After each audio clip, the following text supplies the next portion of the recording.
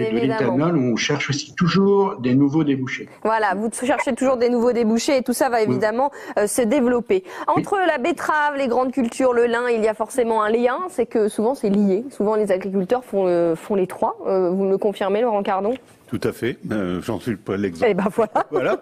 Non, bien sûr, c'est notre diversité, c'est notre richesse, c'est la stabilité de nos exploitations aussi. Hein. On l'a dit tout à l'heure. Il faut qu'on reste, sur ce qu'on sait faire dans nos exploitations et qu'on continue ce panel un petit peu multicolore de l'ensemble de nos cultures pour que rien ne soit déstabilisé. Tous les outils coopératifs, négoces qu'on a mis en place. Hein, souvent, les agriculteurs ont été les investisseurs de tous ces outils de production.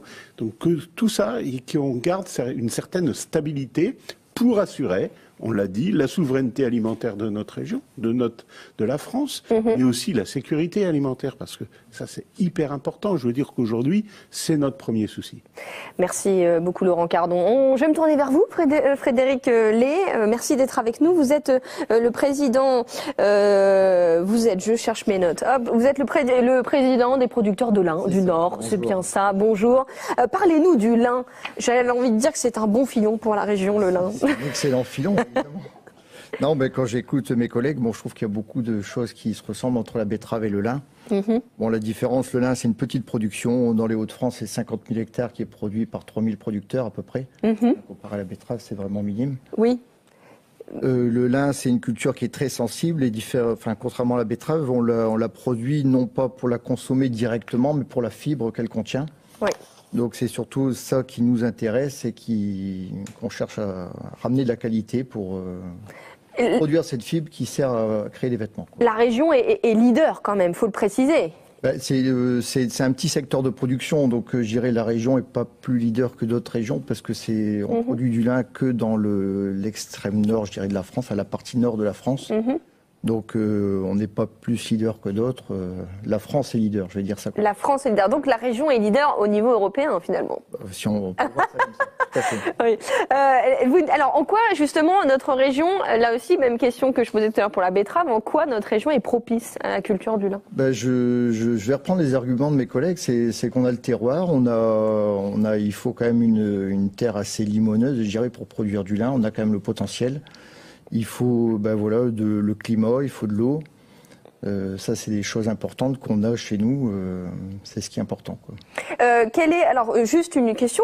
Comment s'est passée la campagne? Là aussi, la campagne 2020, difficile aussi. Il y a aussi des enjeux importants. Hein. Oui, campagne 2020 a été difficile parce qu'il faut savoir que le lin, c'est une plante à cycle court qui se cultive sur à peu près une durée de 90 à 100 jours.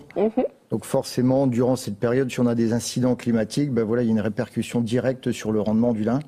Et ça a été le cas pour 2020, effectivement. Les rendements ont quand même été un peu décevants. Il y a évidemment des similitudes. Ça veut dire que vous aussi, dans cette filière, vous travaillez sur des variétés qui pourraient résister un peu plus facilement à ces enjeux. Ça fait tous les ans, on met en place une plateforme d'essai justement pour essayer d'améliorer, trouver les variétés les plus adaptées à l'évolution du climat également, aux variations du climat.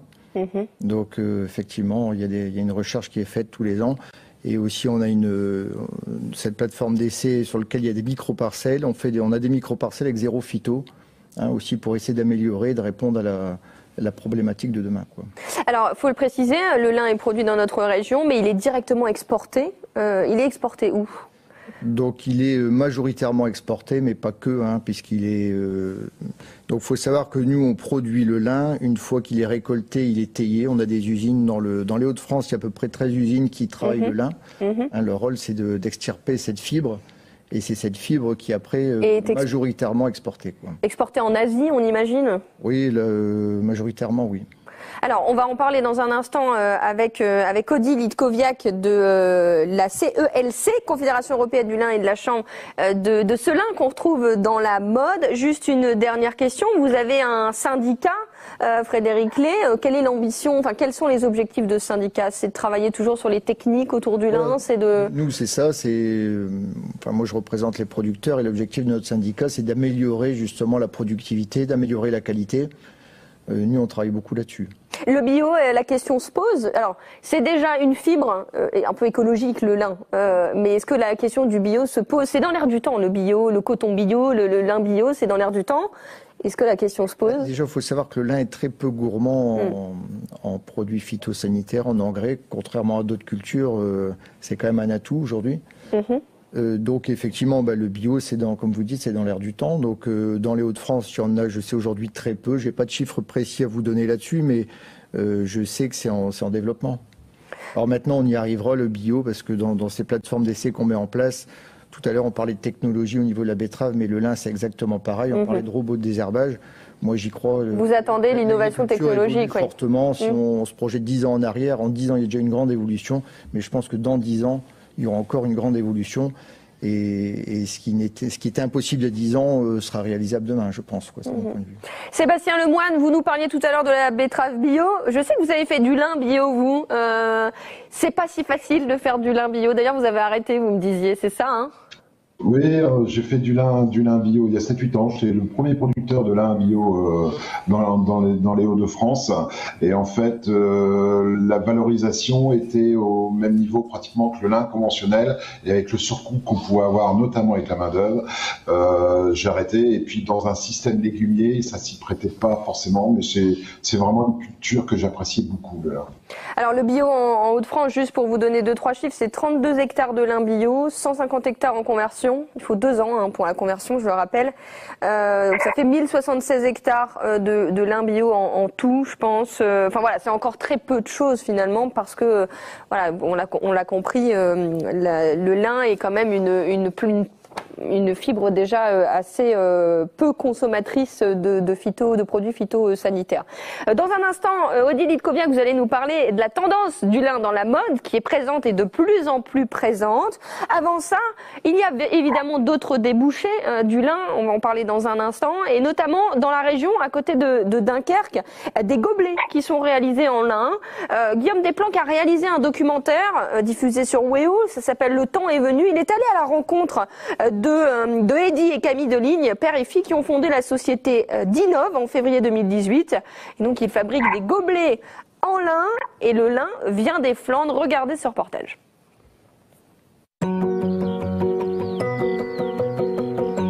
À chaque printemps, les fleurs de lin, aussi belles qu'éphémères, inondent les terres des Flandres maritimes. C'est sur ces terres que débute l'histoire d'une petite entreprise familiale. Camille, ingénieur textile, et son père Eddy, ancien de la métallurgie, ont puisé dans leurs racines pour concevoir et commercialiser un gobelet zéro plastique à base de lin.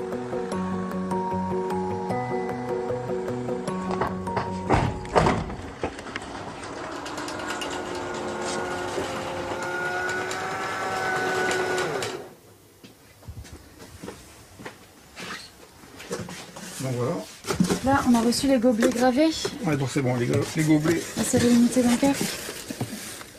C'est un super résultat. Ce qui évite d'avoir à faire de la sérigraphie, quoi. Ouais. C'est très très bien comme ça. Ouais, donc là, c'est vraiment une personnalisation sans encre. Sans rien. Entièrement naturelle. Ouais, c'est un rendu super. Ouais, c'est pas mal, ouais. C'est d'actualité, le plastique, ça commence à bien faire, quoi, comment dire. Et il faut que les gens fassent le pas, quoi. Donc c'est la commande qui va partir bientôt ici, là. Ouais. Celle-ci, pareil, c'est prêt. Pour fin août. Fin août, ouais, voilà. Ouais. On est dans mon garage. Donc pour l'instant, on n'a toujours pas de locaux. On stocke le... Voilà, l'extrait de ce documentaire, Le temps est venu, des gobelets en lin made in Hauts-de-France, fait à côté de Dunkerque, un documentaire que vous retrouvez sur weo.fr. Ça nous permet de parler des débouchés, évidemment, du lin et de la fibre de lin. Alors, 90% du lin, c'est bien sûr du textile, 60% pour la mode, 30% pour la maison et l'art de vivre, et les 10 autres sont pour les textiles techniques, les matériaux composites, ou pour par exemple les gobelets en lin. Odile Litkoviak, vous êtes directrice de la communication de la CELC, Confédération Européenne du Lin et de la Chanvre. Merci d'être avec nous. Déjà, si vous deviez nous présenter ce que c'est que la CELC, qu'est-ce que c'est que cette confédération et à quoi sert-elle ? qui est le showroom exploratoire et des innovations de tous les débouchés du lin. J'ai à côté de moi justement un gobelet en lin dont on vient de parler. Alors la CELC, qu'est-ce que c'est? C'est l'unique organisme agroalimentaire européenne, agro-industrielle européenne, à regrouper et fédérer tous les stades de la production et de la transformation du lin et du chanvre. Ça représente environ 10 000 entreprises dans 14 pays de l'Union européenne. Et la CELC existe depuis 1951. La CELC anime une filière d'excellence dans un contexte mondialisé. L'Europe de l'Ouest est le premier producteur mondial de lin fibre. France, Belgique et Pays-Bas assurent 80% de la production. La mission de la CELC est fondée sur les qualités à la fois éthiques, créatives, innovantes et environnementales de la fibre de lin. On a vu que le lin poussait à nos pieds sur une bande côtière entre Caen et Amsterdam, dont les Hauts-de-France font partie. Le lin pousse donc sans irrigation. Seule l'eau de pluie suffit pour 99,9% des cas, sans OMG comme on a pu OGM, pardon, comme on a pu le voir, et le lin demande peu d'intrants et c'est une plante zéro déchet. Toute la fibre des racines jusqu'à la graine est utilisée. Le lin et en plus de ça, le lin est très tendance dans la mode. Vous avez réalisé une étude sur les Fashion Week et sur la présence du lin dans les grandes maisons de prêt-à-porter. Qu'est-ce qu'elle a donné cette étude? Qu'est-ce qu'elle révèle? Alors, les résultats de ces deux études montrent clairement que le lin a su tirer son épingle du jeu. Pour rappeler ce que c'est que les Fashion Week, donc tous les créateurs de mode internationaux dévoilent plusieurs fois par an leur collection de prêt-à-porter lors de grands événements qu'on appelle donc des Fashion Week. Et en ce moment, c'est la Fashion Week de Paris où les créateurs présentent leur collection automne-hiver 2022. Alors, entre juin et octobre dernier, c'était les collections printemps-été 2021 qui étaient présentées dans un contexte un peu digital. Savoir que cette saison, tous les défilés se sont présentés de façon digitale uniquement. Et alors, qu'est-ce que ça révèle? Là, on voit du coup défiler des belles images de vêtements. Finalement, on retrouve le lin sous toutes ses formes, quoi, hein, toutes les couleurs. Enfin, là, pour le coup, c'est très, très, très tendance et ça va encore se développer dans les années à venir, hein. Tout à fait. Les perspectives de la matière sont exponentielles. Pour l'été 2021, donc les collections qui sont aujourd'hui en boutique, on a vu que le lin s'imposait clairement avec un bond de plus 102% de look en lin sur les podiums dans les collections féminines par rapport à l'été précédent. 49% en plus de designers ont présenté au moins un look en lin sur l'été 21 par rapport à l'été 20. Le lin est la 4e matière la plus utilisée sur l'été 21, après la laine, le denim, le cuir. 64% des marques qui défilent, des grandes marques telles que Dior, Vuitton, Fendi, ont utilisé le lin de façon significative pour la première fois dans leur collection qu'ils viennent de dévoiler. Le lin s'adapte à toutes les couleurs, pas seulement neutres. On trouve des looks très colorés cet été. Le lin est versatile, comme vous l'avez dit, et s'adapte à tout. Merci beaucoup, Odile Hitkowiak. Vous avez compris, le lin est tendance. C'est des bonnes nouvelles pour vous, Frédéric Lay, et tous les producteurs de lin. Merci d'avoir été avec nous et de nous avoir suivis. Merci de votre participation à toutes et à tous. Le salon virtuel de l'agriculture, eh ben, ça continue, donc restez bien sûr connectés. Encore merci à vous. Merci à vous. Merci bien.